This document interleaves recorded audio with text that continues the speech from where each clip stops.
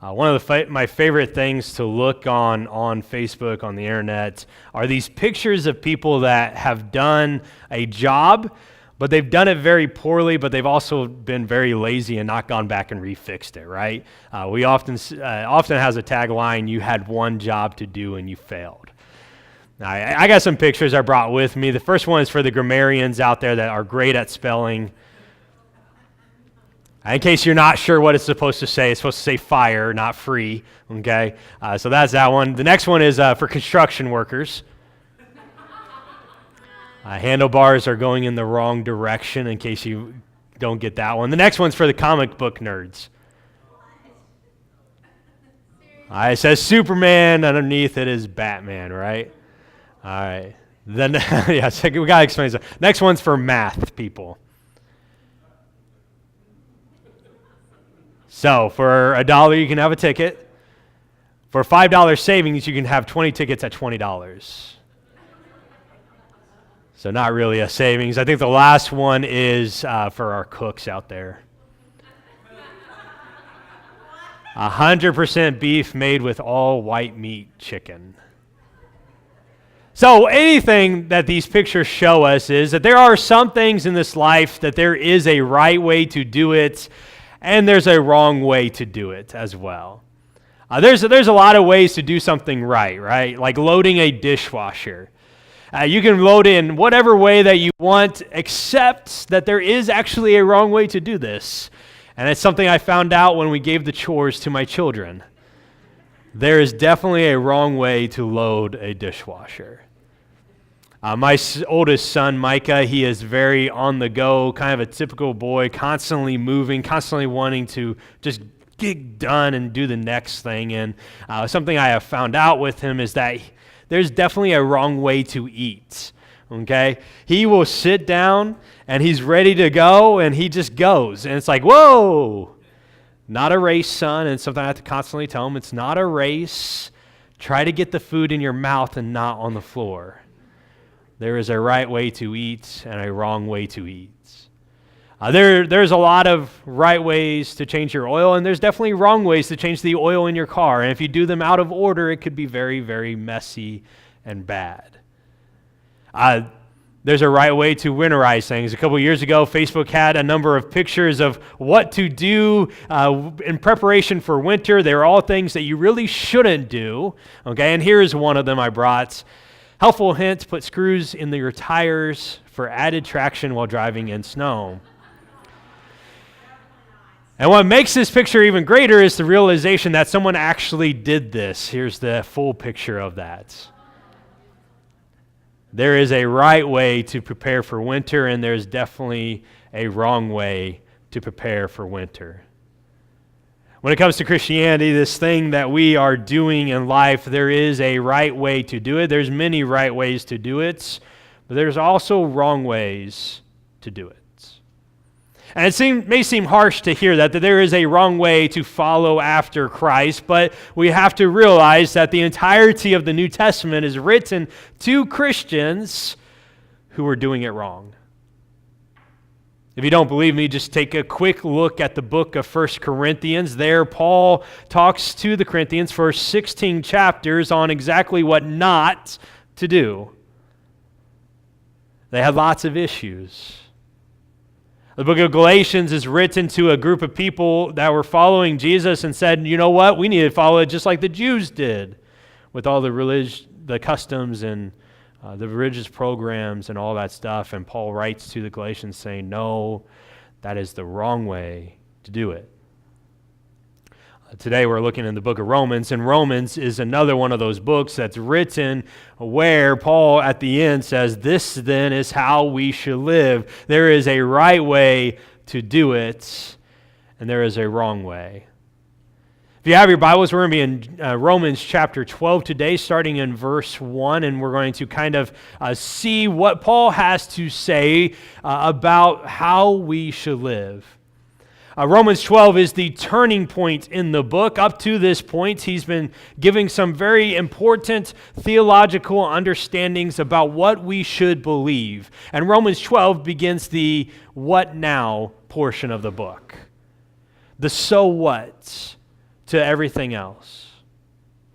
Throughout Romans, Paul has been kind of traveling through giving the understanding of what it means to follow God. He talked about how the Gentiles, how the nations turned away from the Creator to worship the creation, these idols that they had made by their own hands, and how even despite that, there were still some in the Gentiles that recognized that there was a Creator God. But recognizing that there was a Creator and knowing that Creator are two different things. That's why God called Abraham out of the nations. And why God said to Abraham, I'm going to make you a blessing to those nations, and that blessing was named Jesus. And Jesus came and he reversed the curse that Adam had given. And those of us who have been baptized into Christ, we receive that blessing of Jesus. And even though we still struggle in life, God is still on our side. And God is with us. And for the last couple chapters, Paul talks about the Jews and what has happened with them and how they, though they should have accepted this message of Jesus, rejected it and now are living separated, but there's still hope for them. And after all of these things, after talking about all this wide landscape of following God and what God has done to show mercy and grace to the world, Paul then writes this starting in verse 1. He says, I urge you, brothers and sisters, in view of God's mercy. And I kind of want to stop there because this is a very important thing. This is the turning point. This is where he is the old man coming along the younger child and saying, putting his arm around him and saying, listen, this is important. I urge you. And the word for urge isn't necessarily one of rebuke. He's not saying you're doing wrong, therefore fix it. He's just saying, in light of everything that God has done, I urge you, I encourage you, I implore you to do something different, to live differently. And we see the comfort in this as he's calling them his brothers and sisters. He's still one of them. You are my brother. You are my family. And I have something to say. And he talks about God's mercies, and the word there really should be translated compassion. Throughout most of the last couple of chapters, Paul talks in depth about mercy, and this is a different word.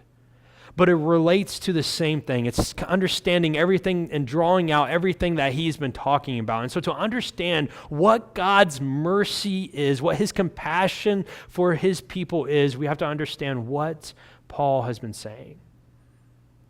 Paul has been talking about the Jews, these people of God that God had called out to be his own people, to be a light to the world. They had messed up. They had not done what God had called them to do. And when the message of Jesus came and when Jesus was living, the Jews rejected him and the Jews fought against him and Jews eventually crucified him. And now they are living in disobedience. But the Jews, while they were disobedient, the Gentiles, they came to faith. And ultimately, Paul sums up everything that he talks about in chapter 11, verses 30 through 32, when he says these words. He says, just as you, the Gentiles, who were at one time disobedient to God, have now received mercy as the result of their disobedience, so they too now become disobedient in order that they may now receive mercy as a result of God's mercy to you. For God has bound everyone over to disobedience so that he may have mercy on them. And here is the mercy and the compassion of God, that even though people are disobedient, God still loves them. Even while we were enemies of God, God sent Jesus. And that's the amazing part of God's compassion and mercy for us, is that even though we were fighting against God, God still fought for us. Jesus came and he died the death that we deserved to die. And Paul mentions in Romans chapter 5 that no one does that. No one fights for their enemies. No one, while they're still at war, sends someone else to die for their enemy. It's crazy. But it's the compassion and the mercy of God. And Paul says here in chapter 11 that all of us were disobedient so that God could show mercy to us. There are many people in this world that still remain in their disobedience, those who are not connected to Jesus, those who have not been baptized into Him, those who have rejected Him actively, and those who have rejected Him by not responding to the message. And God still loves them. And Jesus still died for them.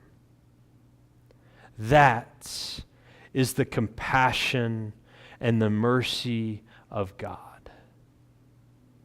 And Paul says, in light of that mercy, here is how you live. Here is the so what. Here is why it matters. The rest of verse 1 says this, therefore I urge you, brothers and sisters, in view of God's mercy, to offer your bodies as living sacrifices, holy and pleasing to God. This is your true and proper worship. Paul is going to give us two things that he wants us to do, two ways that we should be living differently in light of the mercy and the compassion that God has on us. And the first thing that we need to do differently is we need to worship Him properly. See, there is a right way to worship God, and there is a wrong way to worship Him.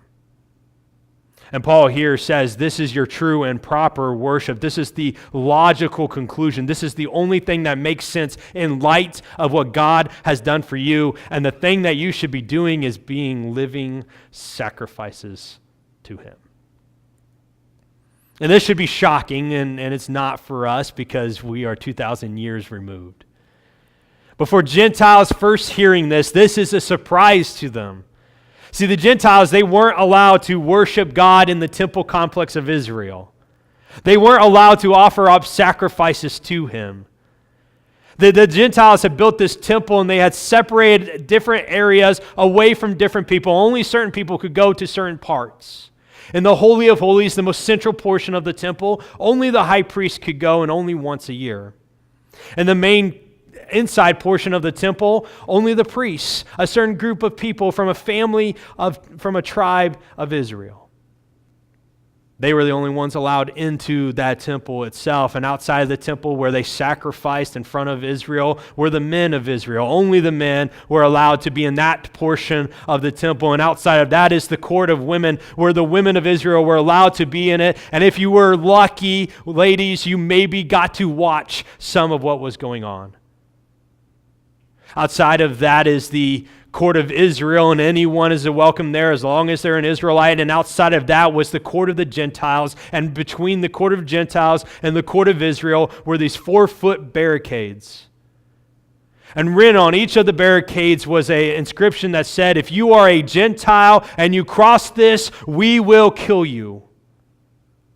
And they took it seriously. Gentiles were not allowed to offer sacrifice, and here is Paul saying, you now get to sacrifice to God, and the sacrifice is your bodies. It is to be a living sacrifice. This is an oxymoronic phrase. Oxymorons, they're two words that really shouldn't go together, but we put them together to make a new phrase, like deafening silence, or liquid gas, or Microsoft Works. I knew some of you guys would laugh at that one. Okay. First service, they were dead silent on that. I'm like, come on. All right. Oxymorons. A living sacrifice is an oxymoron, because when you take something and you sacrifice it, it ends up being dead. How can something be a living sacrifice? Well, Jesus talks about this a little bit. Jesus was with his disciples. They had gone outside of the region of Galilee to some Gentile land. And while they were there, they were talking. And finally, the disciples said, "We believe, Jesus, that you are the Messiah, the one that we have been expecting." And Jesus says, "Yes, you are right. And here's what's going to happen. The Messiah will suffer. He will be crucified. And then he'll be raised." And they all look at him and say, "What? That's not what we want the Messiah to do." And Peter goes up and says, "Jesus, stop talking like that."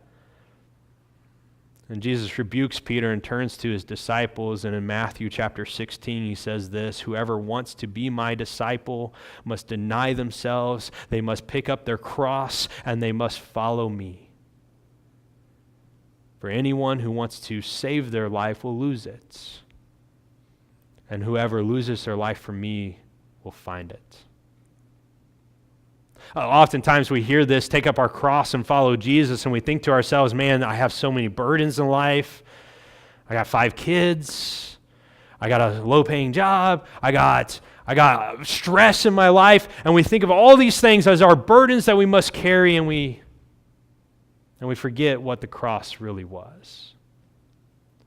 See, the cross 2,000 years ago was the instrument that the Romans put criminals to death on. The cross was carried by the person who was about to be nailed to it. They didn't just let anyone carry it. All right, there's a reason why when Jesus fell over, they had to pick somebody out because no one was willing to pick that cross up for Jesus. Anyone carrying a cross was destined to be on that cross before the end of the day. To take up your cross meant to die. And what Jesus says here is what I think Paul is trying to say when he says you are to be living sacrifices. The proper way to worship is to not make it about you. To deny yourself and to make it about God. And this worship lifestyle, it's not meant to be done on Sunday morning. We're not talking about we don't like the music, but oh well. That's not what we're talking about. What we're talking about is how we live Monday through Monday, 24/7. What we do outside of this, is it worship? Are we denying ourselves and following after God's will? That is the only logical thing, Paul says, that we can do in light of God's mercies, in light of the sacrifice that he gave, in light of the blessings that he's given us. It only makes sense that we would want to live for him. Elsewhere, Paul says, "I have been crucified with Christ, and it's no longer I that live, but Christ lives in me." And we are called to live that sacrificial life, that living sacrifice where our bodies are offered up to God to be used by him. That's what it means to worship properly. But beyond worship properly, there's another thing that we are to do. In verse 2, Paul says this, "Do not conform to the patterns of the world, but be transformed by the renewing of your mind." There is a right way to live as well. Not only just worship, but living. And the new life, Paul says, is defined in 2 different ways. The first thing is you're not to conform to the patterns of the world. A couple years ago, my mother went to Legoland, which is kind of awesome. She went there by herself, which is different. And she came back and she brought a Jell-O mold of Legos. All right, and so this is a mold that you take Jell-O and you make it, and it's the jiggler style, and you pour it into the mold and you freeze, you put it in the refrigerator, and it comes out cooled, and you pop it out, and the Jell-O looks like Legos. They don't build like Legos, they're not that cool, but they look like Legos, okay? And Lego people. And it was really fun. We did it like one time with my kids, and it was awesome. All right, and so that is the idea that Paul is talking about here. He says, don't be like the rest of the world.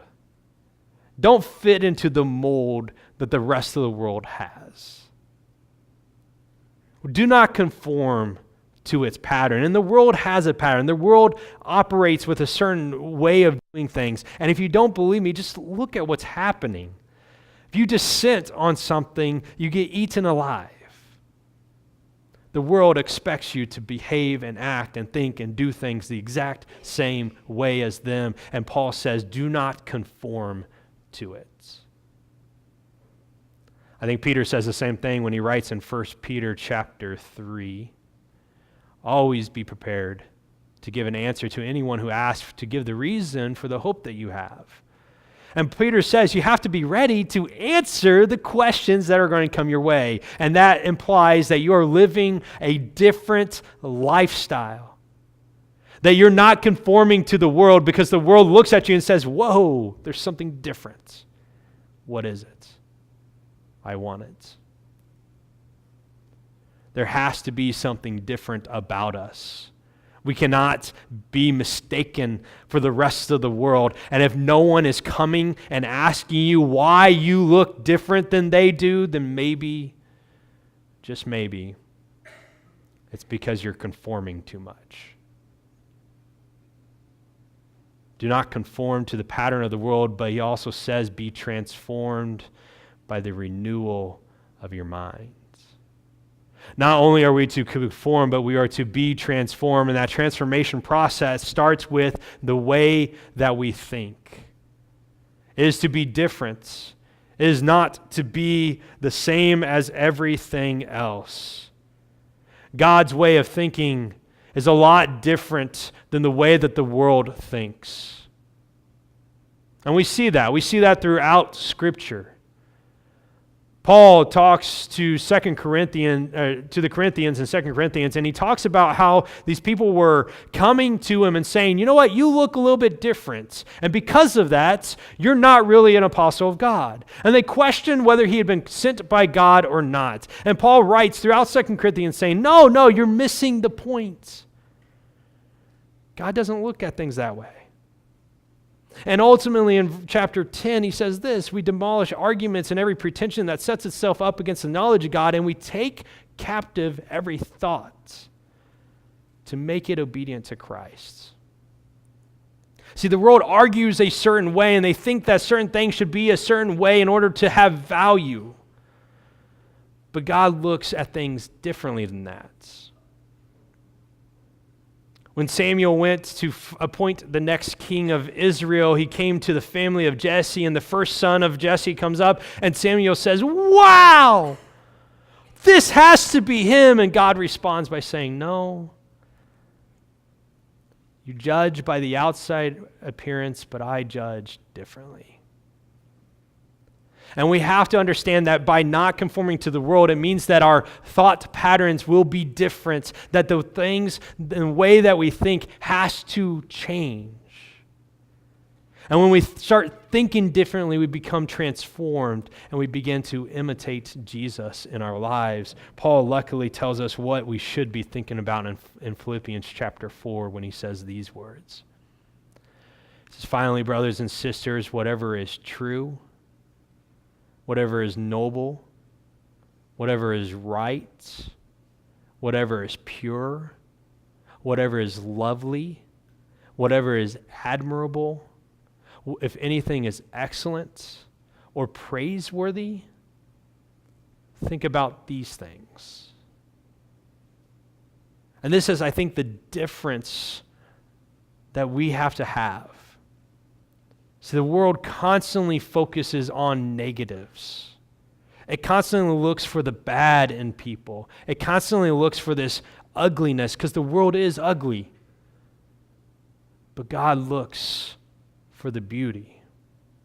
And as Christians, we have the choice. Are we going to focus on the negatives of life, or are we going to look for the beauty? Are we going to look at the noble stuff? And at the pure things and the admirable portions. Because when we constantly focus on the negatives of people, we look at them and we see them as sinners, and they are sinners. And if we look at them in that negative perspective, we're going to get to the point where we're like, you know what? You don't need Jesus. But if we look at them the way God looks at them, we can recognize that they need Jesus too. That Jesus died for them. In light of God's mercies, there is a right way to worship and there is a right way to live, and that right way of living is not conforming and being transformed. And if we do that, if we live rightly, and if we worship God the way that He's called us to worship Him, then Paul says this will happen at the end of verse 2. He says, then you'll be able to test and approve what God's will is, His good, pleasing, and perfect will. I mean, if any of us here, I think we can all agree that if we just knew what God's will was for us, life would be set. I mean, there's so many questions that come into our lives and we wonder, what is next? Where are we being led? What is God wanting us to do? And we're often left wondering, what is God doing? But Paul says we can discern His will, that we can know what it is, and that is by living rightly and worshiping correctly.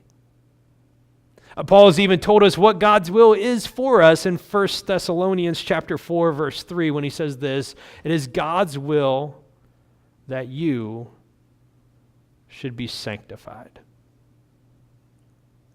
I mean, God's will is not hard. God wants you to be sanctified. And this word sanctified means to be made holy, to be set apart.